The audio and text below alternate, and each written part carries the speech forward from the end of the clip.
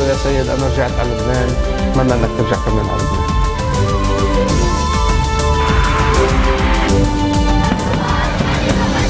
قرار صادر من مجلس الجامعة تسمية حزب الله الإرهابي.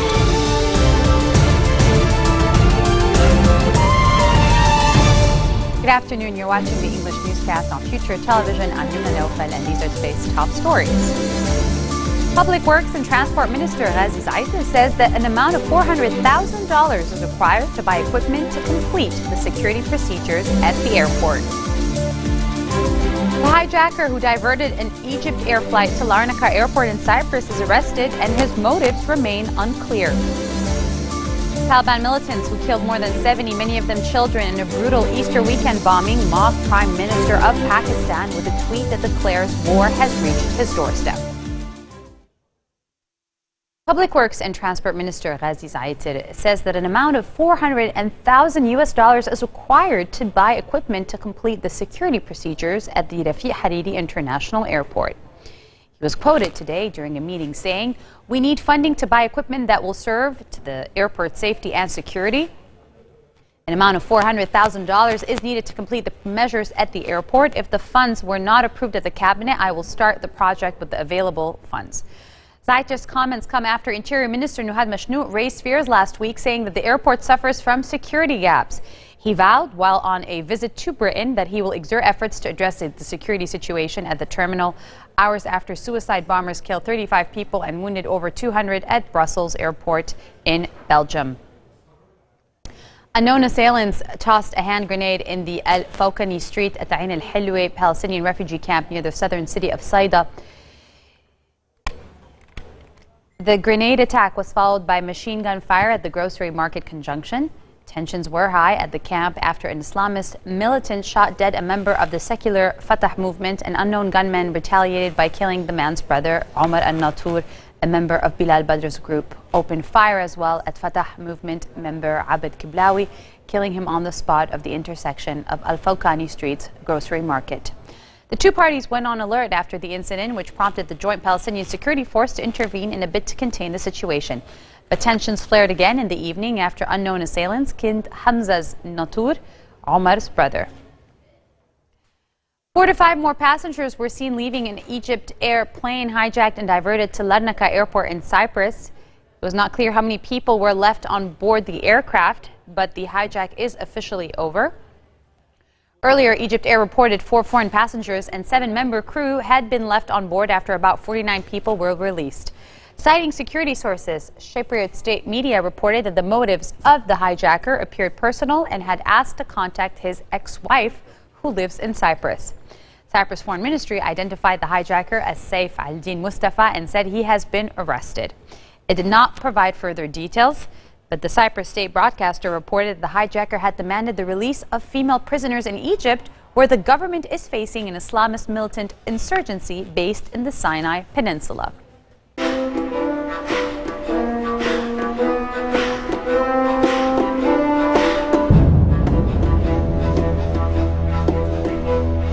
Syrian government forces are locked in fierce clashes with Daesh on the outskirts of a key town near the ancient city of Palmyra.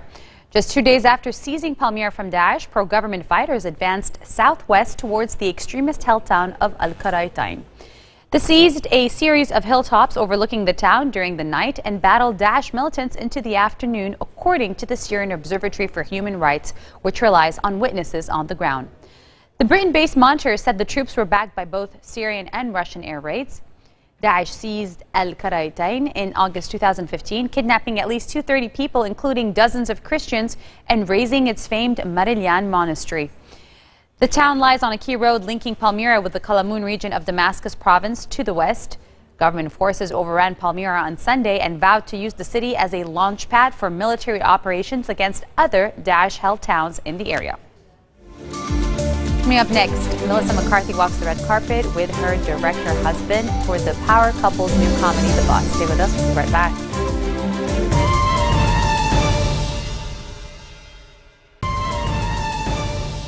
Welcome back. Taliban militants who killed more than 70 people, many of them children, in a brutal Easter weekend bombing are mocking Prime Minister Nawaz Zarif with a taunting tweet that declared war had reached his doorstep.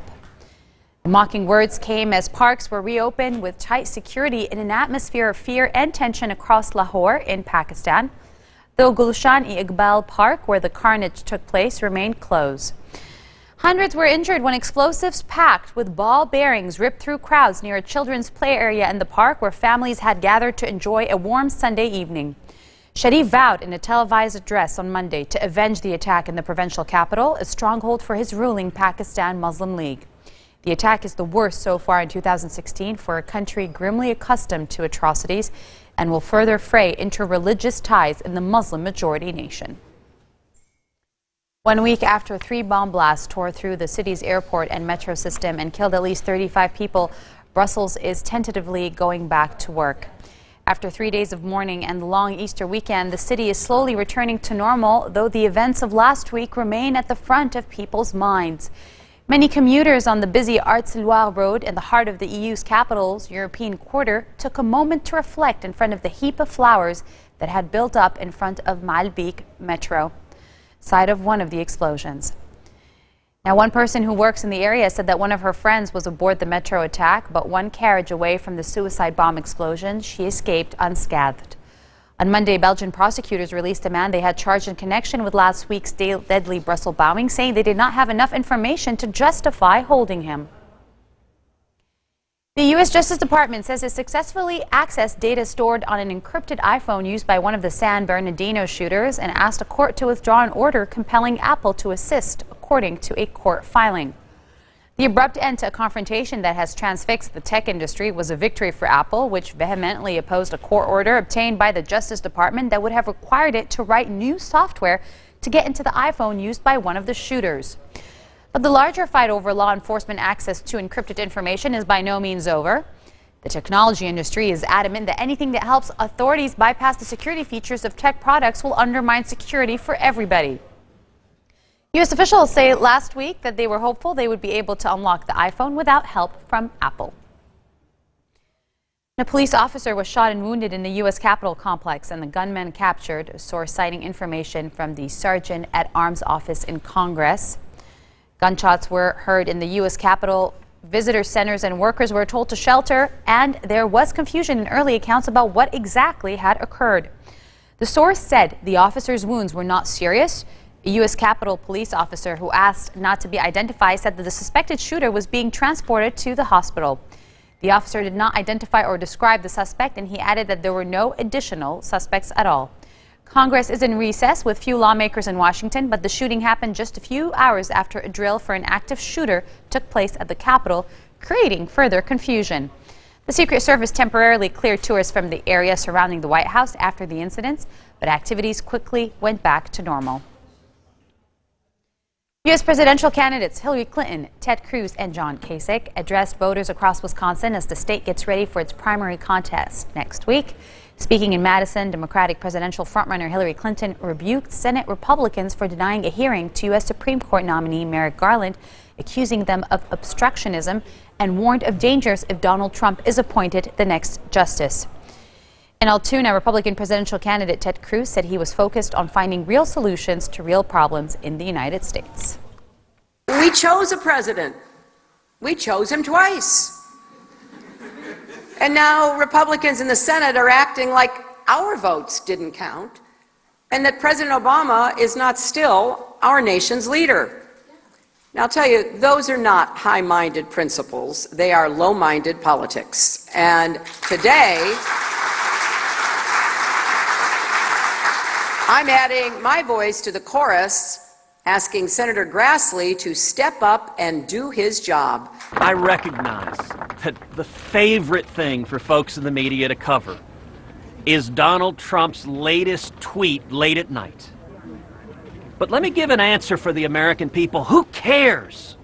Who cares what Donald is tweeting late at night? We need real solutions for the real problems in this country. That's the focus of my campaign. A radicalized Muslim will kill a Muslim. Do you know that? And so what we want to do is create more divisions. We're going to start policing the neighborhoods of Muslims. How are we going to do that? We got any neighborhoods here in La Crosse, Muslim neighborhoods, we're going to start patrolling? This is just politics. It's That's all it is. Trying to appeal to people's base instincts and fears. Melissa McCarthy walked the red carpet with husband director Ben Falcon in Los Angeles for the premiere of the power couple's new comedy, The Boss. In the film, McCarthy plays Michelle Darnell, a titan of industry who loses everything after getting busted for insider trading. After a stint in prison, Darnell emerges with a new intent of kindness, only to find that not everyone is so willing to forget her past evil ways. A strong ensemble cast that includes Kristen Bell, Tyler Labine, Peter Dinklage, and Kathy Bates provides McCarthy with a perfect backdrop to play off the script. Take a look. I think it's really fun. I mean, we work really, really hard on our script. We're constantly changing it. We're constantly, at the end of each night of shooting, we reevaluate, has anything changed today that may affect the work tomorrow? And I think when you're that kind of, we never ever look away from the script. That's why we're allowed, that's why it works when we can improvise, because the story is so specific. And we don't go way off the story. We improvise tiny little bits. I improvise a lot, but it never strays away from that map. You're under arrest for insider trading. Michelle, don't struggle. Son of a bitch. You're bankrupt. All your accounts have been frozen. Claire, get me a new lawyer. You don't have any money, you stupid ginger! Mom, if she doesn't have anywhere to go, she should stay here. Ha, look at that. A bed and a sofa. Careful, it's a bit temperamental. It's not so bad. Oh, I think I shattered my palate. As tough as she is, I think her message was always like, if you work hard enough and prove it, you can do it. Which I think is very different from a bad boss who almost doesn't want you to succeed. But I don't know, I think you have to get in there and I mean, both of us were raised by parents that kind of instilled really hard work ethics in us. And I think if you work hard enough, eventually either someone will see your hard work or you'll know it's time to go. Don't call it a comeback! Okay, Crystal, what do we say if somebody doesn't want to buy? Buy my brownies or I'll kill you. Don't say that, Crystal.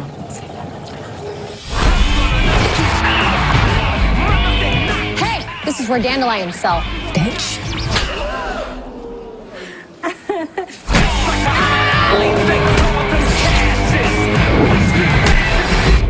Ooh, that batch is burnt. The Boss opens in theaters across the nation very soon. And on that note, we end our bulletin for today. Now for a reminder of our headlines. Public Works and Transport Minister Ghazi Zaiteh says that amount of $400,000 is required to buy equipment to complete the security procedures at the international airport. The hijacker who diverted an Egypt air flight to Larnaca Airport in Cyprus is arrested, and his motives remain ambiguous and unclear. Taliban militants who killed more than 70 people, many of them children, in a brutal Easter weekend bombing, mocked Prime Minister Nawaz Sharif of Pakistan, saying war has reached his doorstep. Those are your Tuesday headlines live on Future Television. Thank you all for watching, and we'll see you again tomorrow. Good night. بقول له يا سيد أنا رجعت على لبنان، أتمنى إنك ترجع كمان على لبنان.